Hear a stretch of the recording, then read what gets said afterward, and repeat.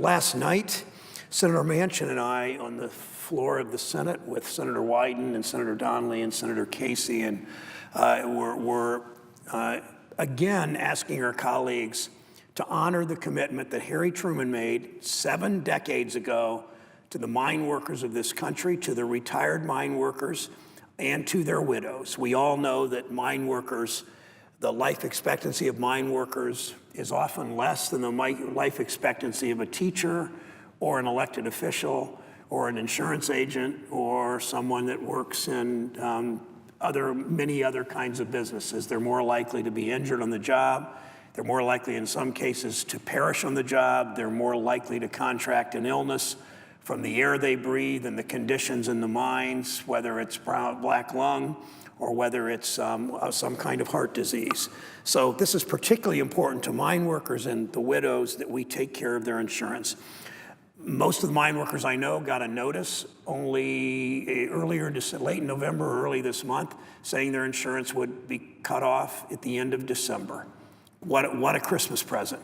We've asked Senator McConnell, the Republican leader, who seems to be the only one standing in the way, we've asked him month after month after month to fix this so these widows and these retired miners don't get this notice saying their insurance will be cut off. Finally, Senator McConnell, the Republican leader, asked us to make it bipartisan. We did. We have a number of Republican co-sponsors, Senator Portman from my state, Senator Capito from West Virginia, a number of others. We did that. Then Senator McConnell said, well, run through regular order, put a bill through committee. We did that. 18-8 in the Senate Finance Committee, every Democrat joined by a third or so of the Republicans. We did that. Then Senator McConnell said, well, that's not good enough. Now we want you to find a way to pay for it.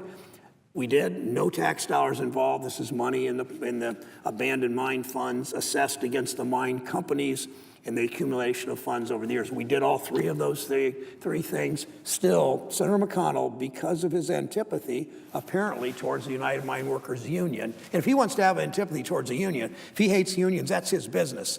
I'd rather he didn't, but that's his business. But to stand in the way of these widows and these retired mine workers because of his animosity towards the union is pretty troubling.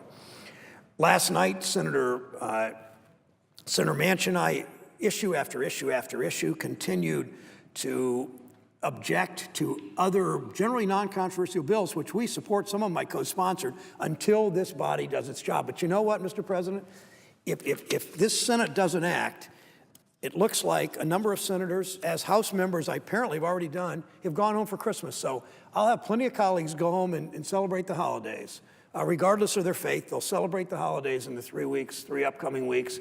But these thousands of mine workers, thousands and thousands and thousands of mine worker retirees, thousands and thousands of mine worker widows of mine workers, their Christmas isn't going to be so good. Because now, Senator McConnell offered a little bit. He said, we'll give you a 4-month extension. But you know what that means? That means they get the letter. They've already gotten the letter, first letter saying insurance runs out at the end of December. Now they'll get a second letter if we do the 4-month extension in January, February, saying, sorry, it's going to run out again in April. How would we like to live that way, saying, well, you're going to have insurance until this date, and then we'll give you a little extension, we'll have it until this date. That's just simply not fair. Maybe it's okay for us because we have good benefits and we have good insurance, but it's not okay for them. So, Mr. President, I'm hopeful that Senator McConnell and Republican leaders will bring this to the floor, will support a 1-year, we'd want more. We'd like to see the pension problem fixed too. But before the holidays, let's do 1-year extension on the insurance. It's a commitment that President Truman made, that presidents of both parties for 7 decades have honored.